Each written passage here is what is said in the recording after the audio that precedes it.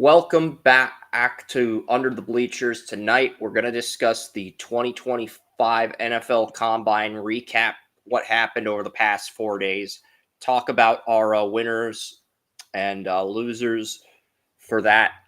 And William, why don't you start things off? Because I'm going to message our Saturday guests for Draft Utopia about what type of thumbnail they'd like to see.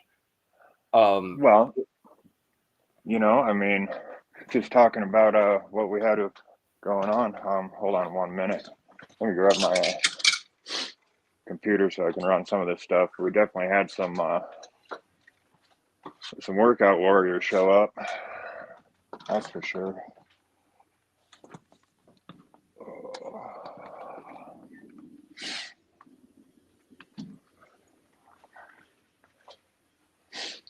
But yeah, starting off day one, we went through all that stuff. I mean, all that time on air figuring out these players.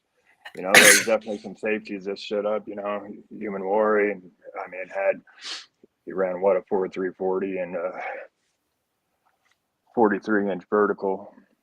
Let's see what else we got here.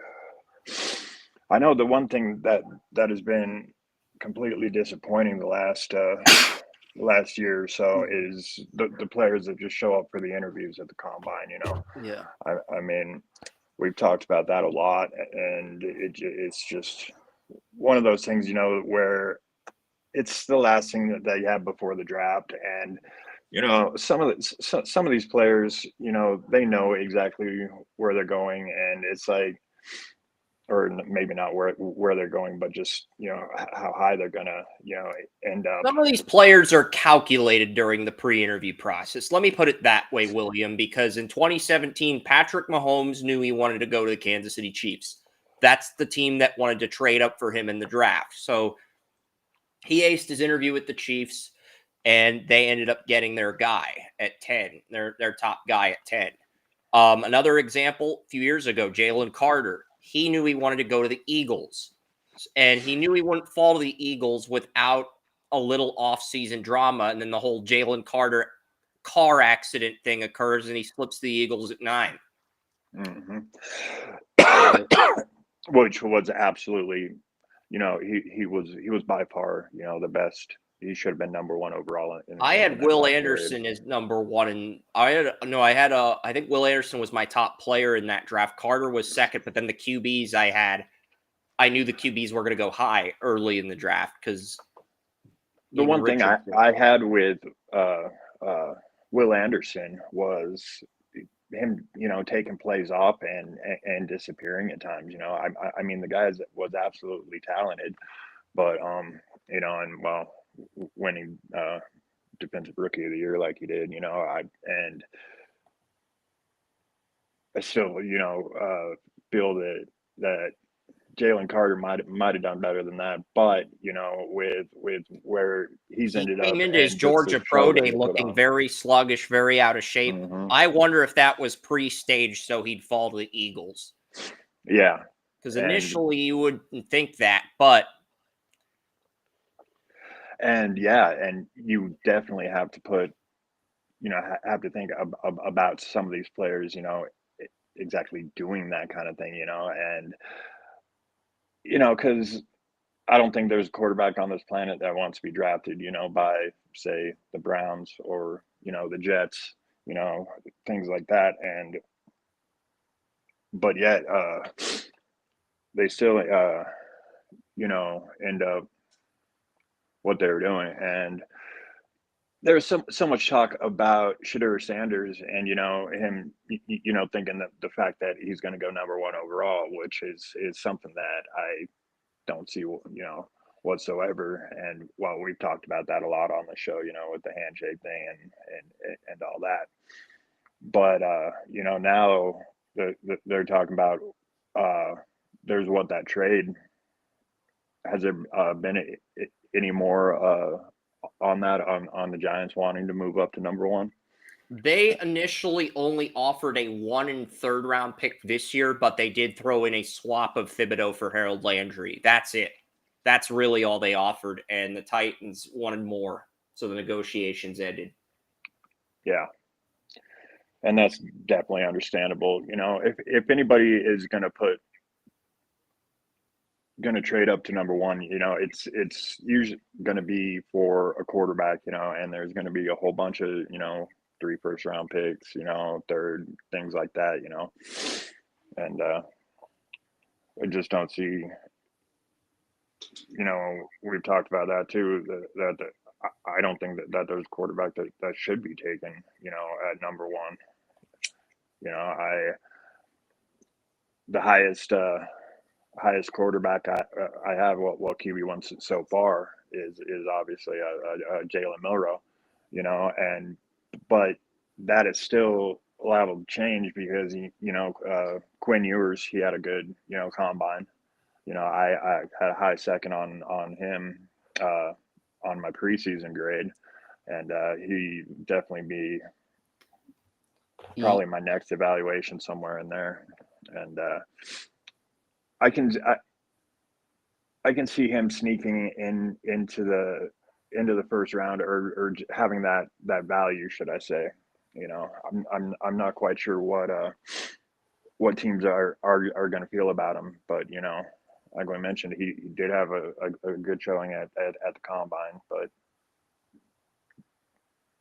I mean, how many of them, you know, through how many of them worked out? You know, there hasn't been a quarterback that has separated himself, you know, through all of this, Yeah. and but other than that, you know, I mean, Yeah, our guest for Saturday has pushed back. So we're probably going to do March 15th instead of the 8th for the guest.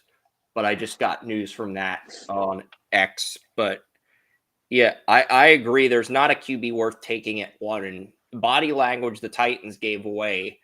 They said we're going to get a quarterback in free agency or the draft. They're looking up when they say free agency. They're looking down when they say draft. Why is that? If you're going to draft Cam Ward at one, why are you playing this mind game where your eyes are looking upward at Ian Rappaport when you say free agency and the eyes are looking down when you say draft? I mean, there's got to be something there, William. Maybe it's just me, but I think there's something there. What it is, I don't know, but I think there's something there. yeah, and I know you mentioned what Abdul Carter, you know, being the number one overall pick, but you know, he also had that, whatever they called it, that stress injury, you know, to where he wasn't. Yeah.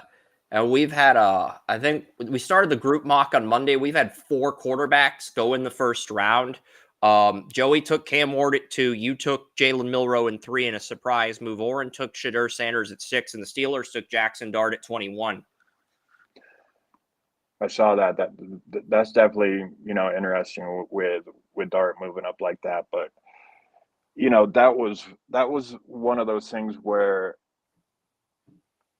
you know, Jalen Milrow's hand size, you know, you can't exactly stretch your hands, you know. And Kenny Pickett did a couple years ago, but his thumb was also bent funny, you know, to where he squeezed an extra quarter inch out of his hand between the combine and his pro day. So I'm just wondering how much of a BS that was. Yeah. And it sounds like your 3 big winners of the combine were in the thumbnail feature were Jade Barron of Texas. That might be Jaden Blue, the Texas running back. It's either Blue or Barrett. I don't know. I know Stutzman is one of the players and Nick Eamon-Warry's the other. But the Texas player, I'm figuring it out if that's Jade Barron or if that's Jaden Blue, the Texas running back. Because Did I get the wrong number? no, I don't know definitively. Oh! It was supposed to be Matthew Golden. Matthew I Golden, the might have Texas grabbed the wide wrong picture. receiver. Okay. Hmm. Okay, Yeah, that would have I didn't consider that, but regardless, that's another good choice as well. Um, why don't you tell me before about that, these players and what impressed you about these individuals during Combine Week, William? well, to finish what I was saying before that car alarm went off, talking about Milrose hand size, I'm wondering how much, you know, BS that was, you know, because you can't exactly stretch your hands, and then all of a sudden, you know, 3 weeks later, his hands have grown, what, just over half an inch or so. And I'm kind of wondering, the only quarterback, at the Senior Bowl, they try to say that Jackson Dart, was the best quarterback there, and I really highly doubt that. He had 3 fumbles his first day, and I'm just wondering, like I said, how much that hand measurement was to kind of throw him off, to give Jackson Dart that clout, to boost him up a little bit, and just how sports media works, because there's so much unnecessary hype, and so much uh, just plain unadulterated, well, bullshit, and I'm just wondering about that when it comes to Jalen Milroe. Obviously, I said that he's not so much with the throwing in practice, and that kind of stuff. He's got a lot of things that he needs to work on, but his potential is through the roof. But besides that, the players that obviously stepped up, because there was Matthew Golden. He had an excellent combine, put up some excellent numbers, and let me see what I can pull up right here.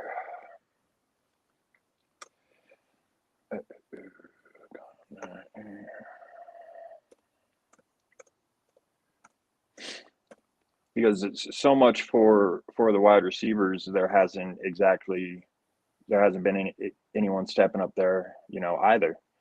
There, Tedrow McMillan, and you mentioned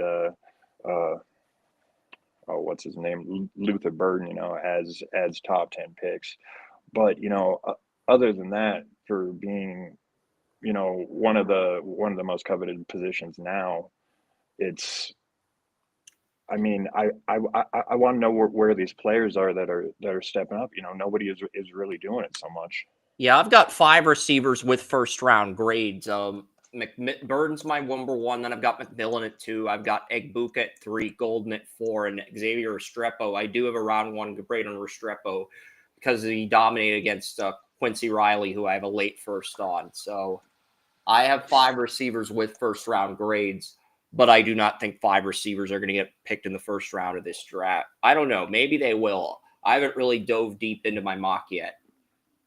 Yeah. But, mentioning that, and then I've heard, Luther Burton whispered just saying, oh yeah, maybe he's better than in the slot than the outside, and this and that. I mean, you don't generally think of a slot receiver, being a top 10 or 15 pick. It just depends, and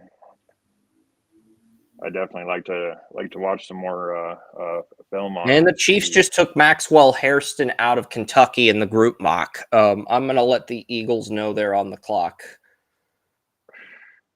I do have my pick ready. Tell us about Stutzman.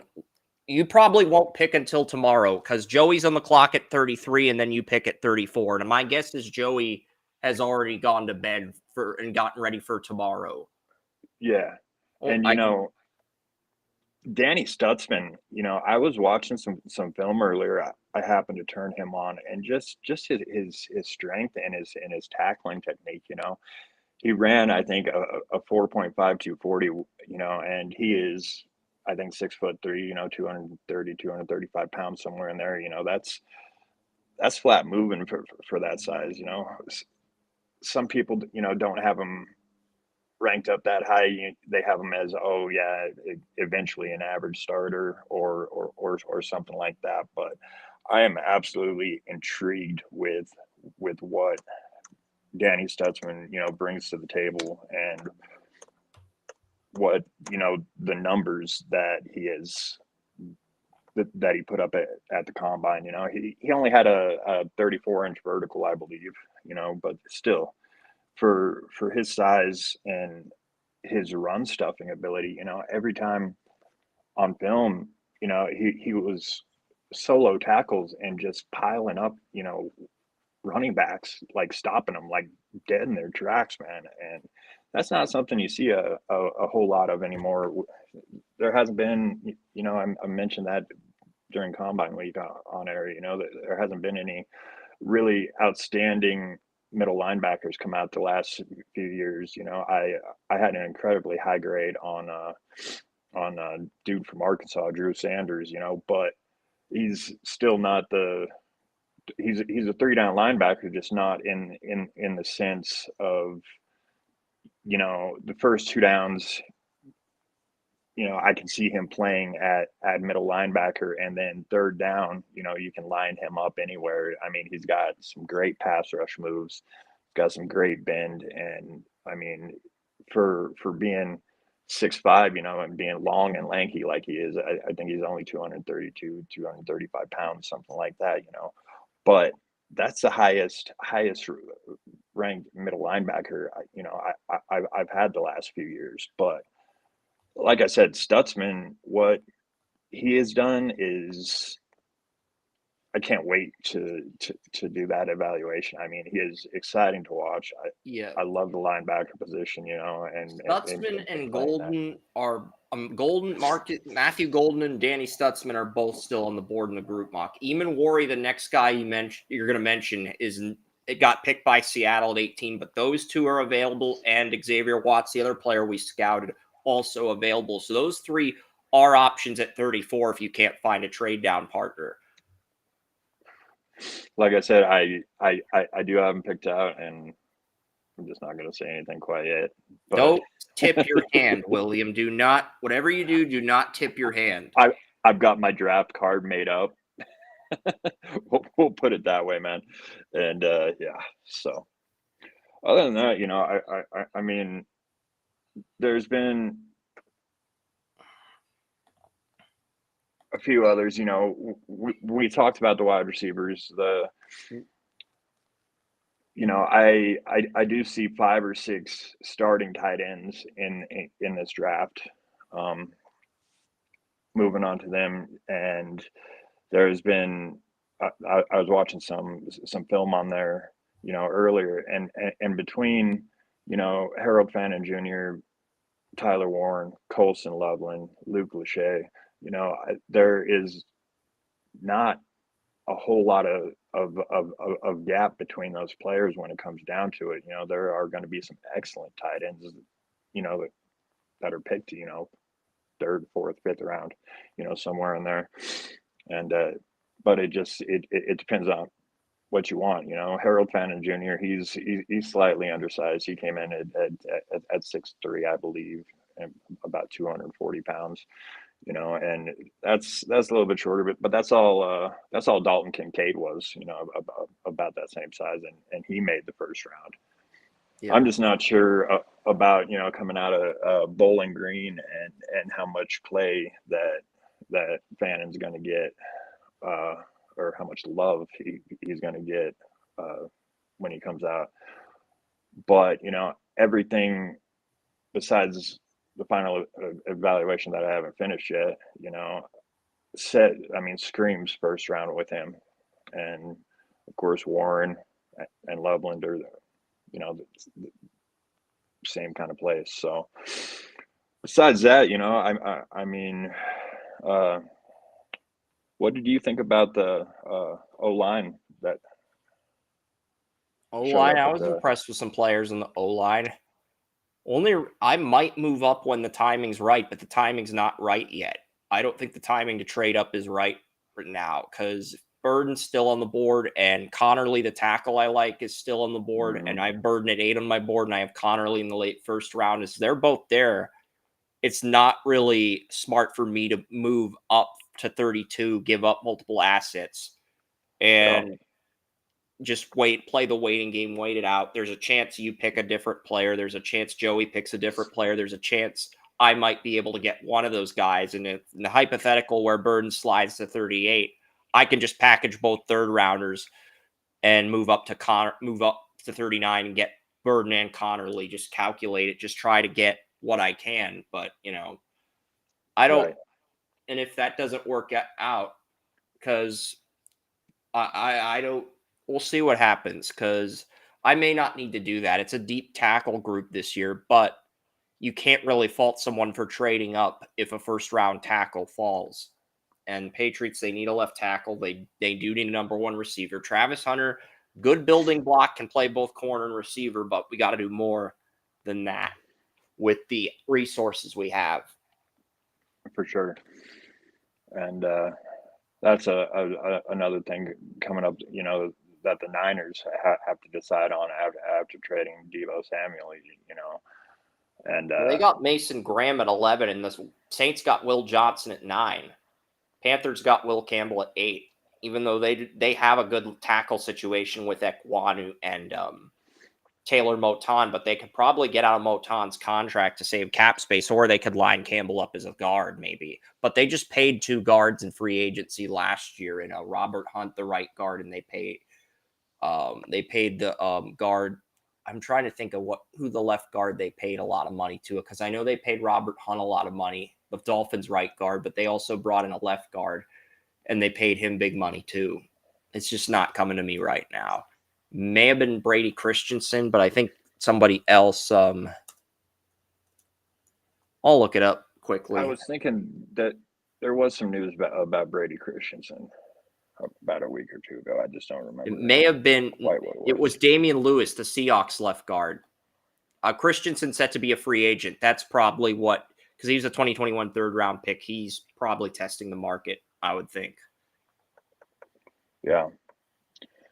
So it's definitely going to be something.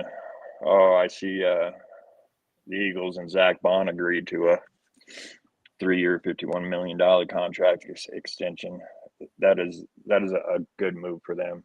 Yep. Bond coming out of Wisconsin, he showed some great film coming out of college, and his transition to the NFL definitely hasn't been a surprise to me anyway. I mean, like I said, linebackers are something that I just love watching and evaluating, and just seeing that pop, and so I do like that move by the Eagles, but like you said, next year is going to be a huge question, for them, how they come off the Super Bowl, how much of that. There's a team willing to give up a 3rd round pick for DK Metcalf, but nothing else, which tells me that the team trading for Metcalf probably lowballing Seattle if they have to take on the entirety of that contract. If Seattle wants them to take on the entirety of that contract, they're probably lowballing Seattle with a 5th round pick like Washington did for Deebo Samuel. That's what that tells me. Yeah. Let's see what else we got here. I know the D-line, there's this obviously one of those drafts that's deep in that. It's another one that's where there's going to be a lot of picking your poison, like with the running back, for the teams that have needs, yep. But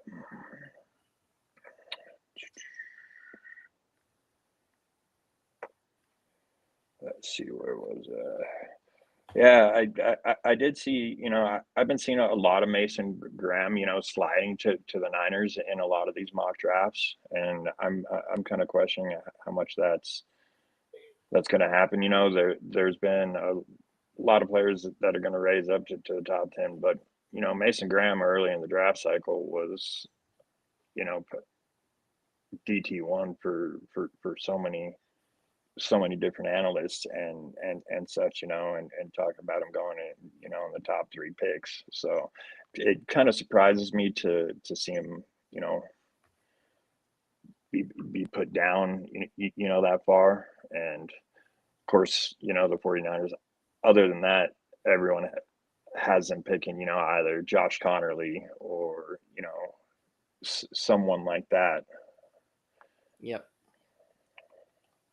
But they definitely need, I think, more than a tackle. They got Dominic Pooney last year, which is a great guard, but they can definitely use another guard, and they can use a right tackle. So if Aaron Banks leaves, they're going to need another guard next to Pooney. If they bring Pooney back, if they bring Banks back, I think they're going to be okay. Yeah, for sure. And like I always said, Shanahan, you can pick some offensive linemen, later in the draft, and that was obviously true with Pooney. He was one of the top, the only um, offensive linemen in last year's group that hit the top 100 or something like that. I mean, his PFF grade was just extremely high. Didn't allow any sacks, and I mean, so that's going to be interesting. But like I said, they have to do something with Kittle getting older, and Yeah, like I said, Nick Eamon probably the best combine performance. I don't think we talked about him. I know we talked about Stutzman and Golden, but mm, Eamon I think, really strong day. He's now my number 2 safety behind Watts, and I moved him ahead of Starks. That should say something. Starks hasn't been picked yet. Eamon went 18th to Seattle, so that should say something. But yeah. yeah, running as fast as he did, and then 43-inch vertical for a big dude like that. I mean, that is, he absolutely, blew the combine away, and I think that's one of those things where there's going to be so much hype and people picking him, even though safety isn't generally a position that's drafted a whole lot in the top half of the first round. It's kind of like guard and tight end and such. But other than that, I mean, who else was there? There was a couple of cornerbacks that did real well. That one ran a 4.28 40, something along those lines.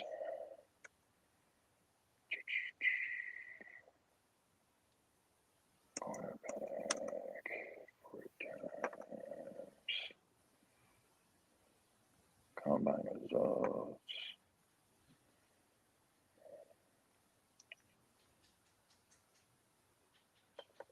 And then, of course, there was the absolute disappointment in Isaiah Bond and saying he was going to break Xavier Worthy's 40, and we drug him through the dirt the other day over that one.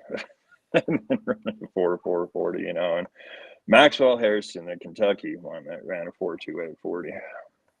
That was the one that I was trying to think of, and his a good zone cornerback. He's not overly big. I think he only weighs like 180 pounds or something, doesn't he? Yeah. But he's fast. He's athletic. He's very talented. Mm-hmm. Yeah. And, that's been the last few years, Devontae the other one, Devontae Smith, and, a few other ones running, 165, 175 pounds, but absolutely blowing away the 40, and it's just it's been a trend, for speed coming up. So, but Harrison also had a 39.5-inch vertical. Yep. 10.9 broad jump. Yeah, and you mentioned Eamon War. You mentioned Harrison. Harrison, big combine winner too. He just got picked by the Chiefs. But yeah, you don't want that to happen in real life. I'm guessing you don't want him to go to the Chiefs in real life, but that's what happened in the group mock. But yeah, we'll see what happens. Right. Yeah. I just figured one day Eagles can either stay and pick at 32, or they can trade with the Jets, who are trying to move back into the first round. They offered 42 and 92 to move into the first round at 28, 29. Nobody took their offer. Everybody's. Mm-hmm. But if the Eagles do not take their offer, they are going to probably pass on trading up, because they want that 5th-year tender. There's a player they want, and they want to have that 5th-year tender option.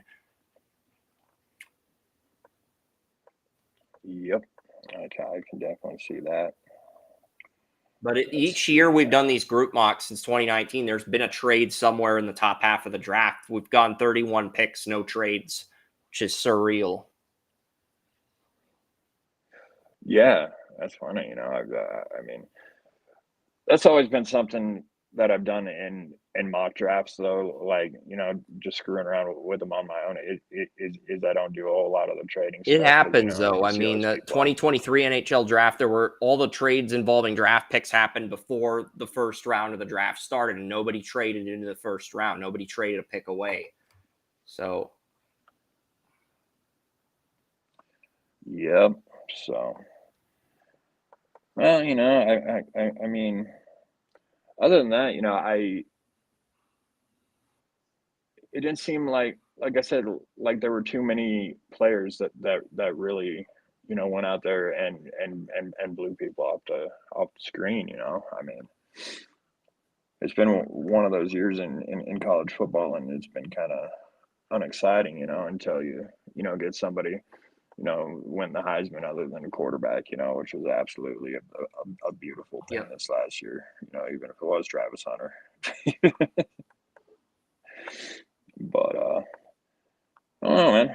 Other than that, it's going to be interesting coming up, and like I said, I'm I'm going not to sure start. what I'm going to do for Saturday now with the guests not coming on. I think my backup plan is probably going to be NHL trade deadline because that's Friday.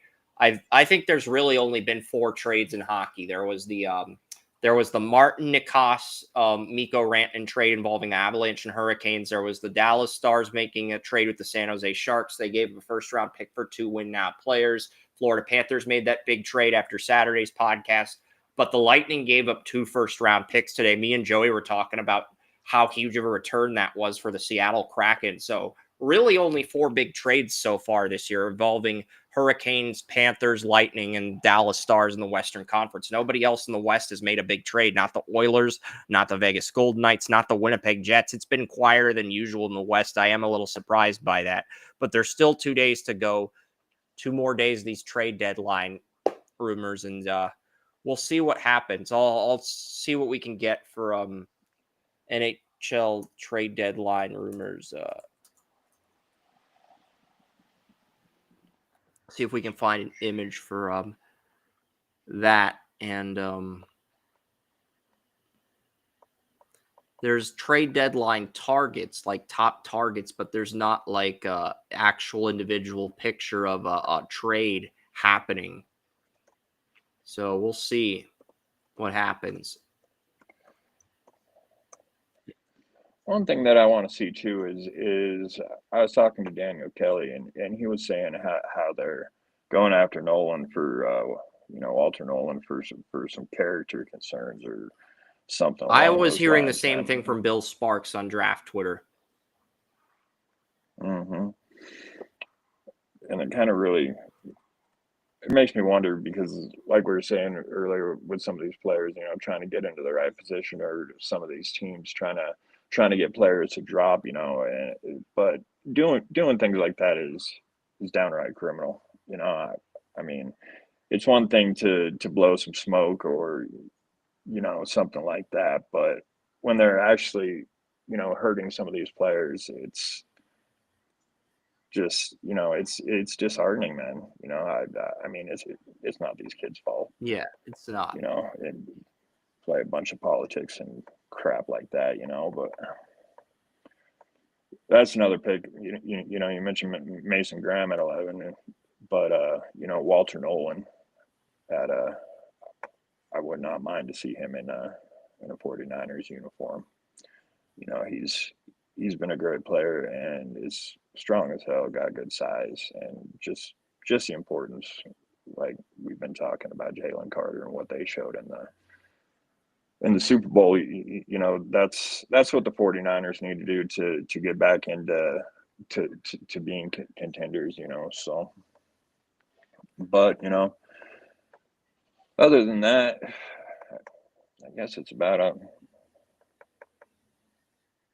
all we got Yeah, not a lot to talk this week. about this week. We should have more next week.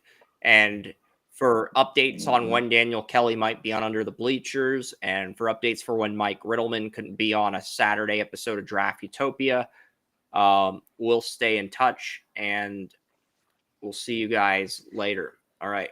That's William. I'm Chris. We're signing off. Sure. Have a good night.